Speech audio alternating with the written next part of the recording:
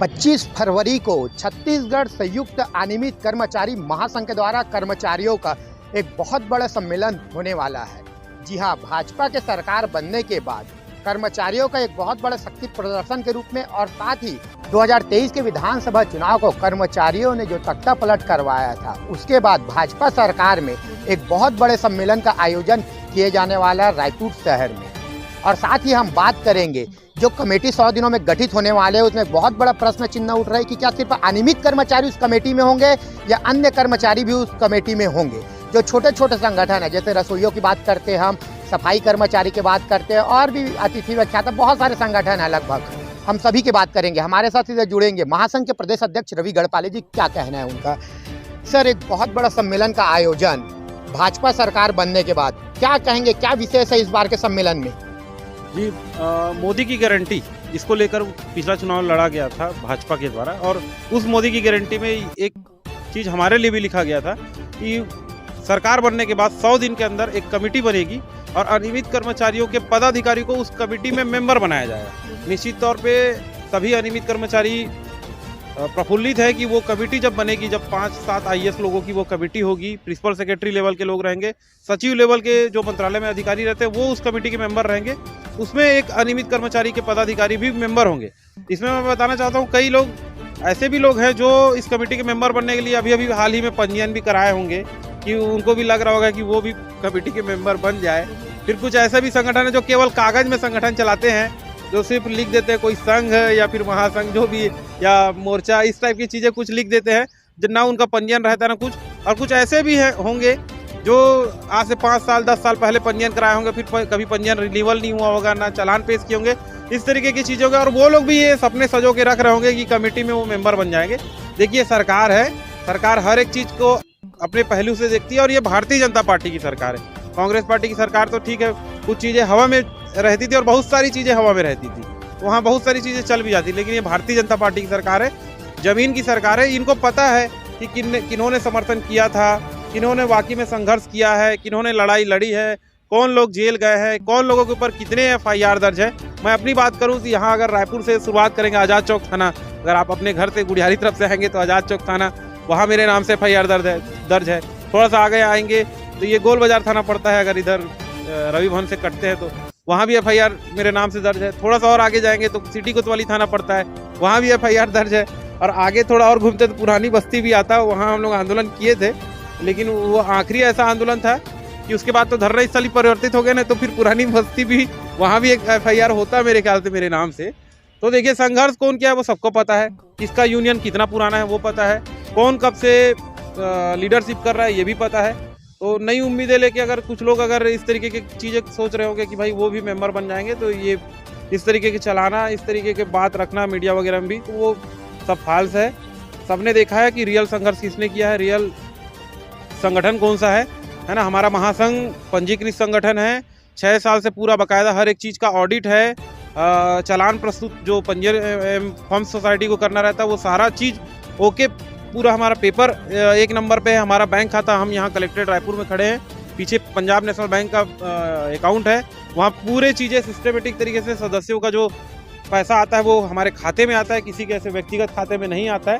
तो जो फर्जी संगठन है उनको आपके माध्यम से एक चीज़ चेतावनी भी देना चाहूँगा कि अगर वो इस तरीके के सोच रहे होंगे तो फिर वो सरकार को तक वो ये मत सोचे कि सरकार आपने आँख में पट्टी बांधी है और वो लोगों को भी हाथों हाथ ले लिया जाएगा, ऐसा बिल्कुल नहीं होने वाला है। सरकार को सब चीज़ें पता है, सरकार को पता है कि किसने क्या किया है, और उसका फल जो है मिलेगा उस संगठन को। और उस संगठन के माध्यम से जब कमेटी में हम लोग जाएंगे, वैसे जो छोटे कर्मचारी हैं जिनकी बात आप कर रहे थे, उनको कुछ मिल पाएगा नहीं मिल पाएगा, सारे समस्याओं का हल जो है उस कमेटी के माध्यम से निकाला जाएगा। सर, लेकिन कमेटी में तो अनियमित कर्मचारियों का लगभग जो छत्तीसगढ़ में 2.5 लाख है, लेकिन इसके अलावा भी बहुत सारे छोटे छोटे संगठन हैं जो लगातार बीच में आपको समर्थन देते हुए नजर आते हैं, आपके साथ भी खड़े हुए नजर आते हैं। हम बात कर सकते हैं, जैसे स्कूल सफाई कर्मचारी की बात कर सकते हैं, रसोइया की बात कर सकते हैं, अतिथि व्याख्याता, बहुत सारे छोटे छोटे संगठन है सर, गौ सेवा आयोग की बात कर सकते हैं, ITI की बात कर सकते हैं। तो जो कुछ लोग पूर्णकालीन की मांग कर रहे हैं, कुछ लोग कलेक्टर दर की मांग कर रहे हैं, कुछ लोग नियमितीकरण की मांग कर रहे हैं, तो वो संगठन का क्या होगा कमेटी में? जी, मैं आपको बताना चाहूँगा, अनियमित कर्मचारी संघ का जो सदस्य होगा, निश्चित तौर पे अनियमित कर्मचारी संघ के सदस्य होने से संघ को जो लाभ मिलेगा वो उन सदस्यों को भी लाभ मिलेगा। मतलब जो छोटे छोटे कर्मचारी है सर, उसके बातों को आप लोग कमेटी में रखोगे? बिल्कुल रखेंगे, वो सब हमारे संघ के सदस्य हैं और जो सदस्य नहीं है उनसे भी अनुरोध करता हूँ कि वो जितना जल्दी हो सके सदस्यता ले और सदस्य बने संगठन के, क्योंकि आप सदस्य रहेंगे तभी हम लाभ दे पाएंगे। सदस्य नहीं रहेंगे तो फिर तो हर किसी को लाभ पहुंचा पाना मुश्किल रहेगा। हम कोशिश करेंगे कि हम पहले हमारे सदस्यों को लाभ मिले, देन अदर देन दूसरे संघ या फिर अदर व्यक्ति को हम लोग लाभ देने का वो प्रयास करेंगे। सर, इस बार जो महासम्मेलन होने वाला है तो कहीं ना कहीं हम ये देख सकते हैं कि छत्तीसगढ़ के सीएम विष्णुदेव साय जी, कैबिनेट मंत्री, सांसद, यानी कि बोलोगे तो पूरा छत्तीसगढ़ का कैबिनेट टीम वहाँ पर उपस्थित रहने वाले हैं। तो क्या हम वही मान सकते हैं कि कोई बड़ी घोषणाएं हम कर्मचारियों के लिए सुन सकते हैं? निश्चित तौर पे हमारा जो लाइनअप माननीय मुख्यमंत्री जी से हुआ है, 5-6 बार हम लोग मिल चुके हैं और इस हफ्ते फिर एक बार मीटिंग हमारी मेरे जो प्रदेश सचिव है भूपेंद्र साहू जी, उनके साथ हम लोग दोनों जाने वाले हैं और उस मीटिंग में जो कार्यक्रम में जो चीज़ें घोषणा मुख्यमंत्री जी के द्वारा की जाने वाली है उस संबंध में विस्तार से चर्चा होगी, क्योंकि ऐसी बात ना हो कि हम लोगों को ये बुला ले कि वहाँ पर कि नियमितीकरण की घोषणा हो रही है, सब लोग आ जाओ नियमितीकरण की घोषणा कर देंगे। इस तरीके की चीज़ें महासंघ की ओर से हम लोग नहीं बोल रहे। जो चीज़ें वहाँ से मुख्यमंत्री जी से टेबल टॉक करने के बाद हमको जो उस चीज़ों को लेकर ही हम पब्लिक को बताएंगे कि ये चीज़ें हो सकती है और उसका लाभ हम ये कोशिश करेंगे कि जो चीज़ें होंगी वो सभी अनियमित कर्मचारियों के लिए, छोटे कर्मचारी जो मानदेय वाले कर्मचारी हैं से लेकर जो बड़े कर्मचारी, उन सब के लिए वो चीज़ एक समान लागू हो सके, वो चीज़ों को घोषणा करवाने का प्रयास हम मुख्यमंत्री जी से करेंगे। सर, छत्तीसगढ़ में छटनी कर्मचारी एक बहुत बड़े देखा जा रहा है, बहुत बड़ी संख्या में छत्तीसगढ़ में जो हजारों की संख्या में, तो छटनी जो हुए कर्मचारी है तो किसको हम मान सकते हैं कि आने वाले समय में भाजपा शासनकाल में उन लोगों को अपने अपने योग्यता के हिसाब से उसके जॉब में वापस रखे जाएंगे? जी, मैं इसके लिए बताना चाहूँगा कि एक प्रस्ताव हम लोगों ने ऑलरेडी माननीय मुख्यमंत्री जी को दे चुका है। आपने देखा भी होगा कि मोदी की गारंटी में एक गारंटी ये भी दी गई थी कि सरकार तुम्हारे द्वार, ये इस नाम का एक योजना लाया जाएगा और 1 से 1.5 लाख छत्तीसगढ़ के युवाओं को रोजगार दिया जाएगा। छोटी छोटी चीज़ें जैसे आधार कार्ड बनाना, जन्म मृत्यु पंजीयन कराना, मैरिज सर्टिफिकेट बनाना, इस टाइप की जो छोटी छोटी डाकिया वगैरह लोग जो काम करते हैं उस टाइप की चीज़ें करते हुए सरकार तुम्हारे द्वार करके एक योजना लाएगी। ये मोदी जी की गारंटी में निश्चित तौर पे 1.5 लाख कर्मचारियों की भर्ती जब सरकार करेगी तो हमारे तो 5-10 हज़ार लोग ही बस छटनी किए गए हैं, मतलब विभाग से निकाले गए हैं, जिसमें मुख्य रूप से प्रेरक जो है, छत्तीसगढ़ के जो प्रेरक हैं उनको नौकरी से निकाला गया है। कंप्यूटर शिक्षक है जो लगभग 653 लोग ही कंप्यूटर शिक्षक है, कुछ आवास मित्र वगैरह है, इस टाइप के कर्मचारी हैं। पर्यटन विभाग के कुछ कर्मचारी हैं, बहुत कम संख्या में हैं, लगभग 5-10 हज़ार अगर देखा जाए। कुछ लोग जॉब करना चालू कर दिए हैं, तो जो नहीं कर रहे हैं अभी भी वर्तमान में छटनी और बेरोजगारी का दर्द झेल रहे हैं, ऐसे अगर देखा जाए तो 5-10 हज़ार कर्मचारी हैं। तो 1.5 लाख की भर्ती जब वहाँ पर निकाली जाएगी सरकार तुम्हारे द्वार योजना को लागू करते हुए, और मोदी की गारंटी में है तो वो निश्चित तौर पर योजना आएगी, आज नहीं तो कल आएगी, कल नहीं तो परसों आएगी। जैसे महतारी वंदन योजना, भले ही उसको लागू करने में सरकार को एक मतलब बड़ी बजट की भूमिका वहाँ पर लानी पड़ रही है, ये जो सरकार तुम्हारे द्वार योजना है उसमें भी एक बड़ी बजट चाहिए होगी सरकार को। लेकिन आपने देखा होगा कांग्रेस पार्टी में भी राजीव युवा मुतान क्लब करके एक क्लब खोला गया था और उसको एक गांव स्तर पे एक बड़ा संगठन तैयार किया गया था, राजीव युवा मुतान क्लब। ठीक मेरे को लगता है कि छत्तीसगढ़ में भाजपा की जो सरकार अभी आई है वो सरकार तुम्हारे द्वार करके भी एक योजना जो लाएगी आगे चल के, और उसमें जब मेन पावर की जरूरत होगी तो हम सरकार से यही अनुरोध करेंगे और उनको यही प्रस्ताव दे रहे हैं कि पहले प्राथमिकता में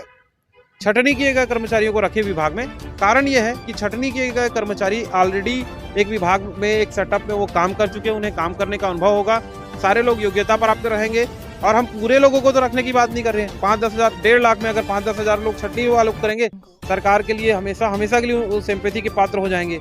तो ये किया जा सकता है, ये प्रस्ताव हम सरकार को देंगे। सर, वही मुख्यमंत्री विष्णुदेव साय जी के निवास गृह में जसपुर में एक कार्यक्रम हुआ था महासम्मेलन का, जिसमें स्कूल सफाई कर्मचारी, वन कर्मचारी और भी अन्य कर्मचारी लोग वहाँ पास एक बहुत बड़ा कार्यक्रम का आयोजन किया गया था, जिसमें कुछ मुख्यमंत्री के खिलाफ में आपत्तिजनक नारे भी लगे थे मुर्दाबाद के। तो इसको लेकर आप क्या कहना चाहते हो सर, संयुक्त महासंघ के द्वारा? मतलब उसके देखिए, मेरा जो अनुभव है उसमें मैं सिर्फ यही बात कहूँगा कि कोई भी कार्यक्रम होता है वो सिर्फ और सिर्फ उसके लीडरशिप के ऊपर डिपेंड करता है। अगर हम जो कार्यक्रम कर रहे हैं, अनियमित कर्मचारी महासंघ का अगर कोई कार्यक्रम हम लोग कर रहे हैं, तो ये मेरा जो लीडरशिप है और मेरे साथ जो मेरी कोर कमेटी है, मेरी जो प्रदेश कार्यकारिणी है उसके ऊपर पूरा डिपेंड है कि वो कार्यक्रम सक्सेस होता है या अनसक्सेस होता है। यहाँ पर जो कार्यक्रम वहाँ पर अनसक्सेस हुआ, जसपुर की बात आप जो बोल रहे हैं, मैं पूरा दावेदार उस कार्यक्रम में अगर जो भी घटना हुई है तो उसके पूरे जिम्मेदार जो है वो जो 4 संगठन या 5 संगठन जो उसको मिल के कर रहे थे, उनके लीडर लोगों को मैं जिम्मेदार मानता हूँ। क्योंकि जहाँ तक मेरे को जो सूचना मिली है, उनके लीडर अपने जो कर्मचारियों को जो बुलाए थे उनको बेवकूफ़ बना के उनको बुलाया गया था। उनको ये बताया गया था कि आपको अंशकालीन से पूर्णकालीन की घोषणा माननीय मुख्यमंत्री जी करने वाले हैं, आपके मानदेय की वृद्धि करने वाले हैं। जबकि माननीय मुख्यमंत्री जी से शायद जो जहाँ तक मुझे जानकारी है या जानकारी मैं ले पाया हूँ कि ऐसी कोई बात इनके लीडर लोगों ने मुख्यमंत्री जी से ऐसी की ही नहीं थी। भाई अगर आप माननीय मुख्यमंत्री जी को मंच पे ला रहे हो तो आपको पहले अंडर द टेबल पहले बात करना चाहिए था कि आप क्या घोषणा माननीय मुख्यमंत्री जी करेंगे या क्या घोषणा नहीं करेंगे। आप पब्लिक को कुछ और बोल दिए कि मुख्यमंत्री जी ये घोषणा करेंगे और आप आ जाओ करके। पब्लिक तो यही सोच के आएगी ना कि ये घोषणा होने वाली है करके, और जब वहाँ पर माननीय मुख्यमंत्री जी कुछ बोल नहीं पाएंगे या घोषणा नहीं कर पाएंगे तो पब्लिक तो वहाँ तो आक्रोशित होकर जाएगी। यहाँ पर गलती पूरा लीडरशिप की है और मैं ऐसे लीडरशिप का निश्चित तौर पर निंदा करता हूँ। और ऐसे लीडर से बचने के लिए भी आप तमाम जो कर्मचारी हैं उनसे भी कहता हूँ कि ऐसे लीडर से आप लोग बच के रहिए, क्योंकि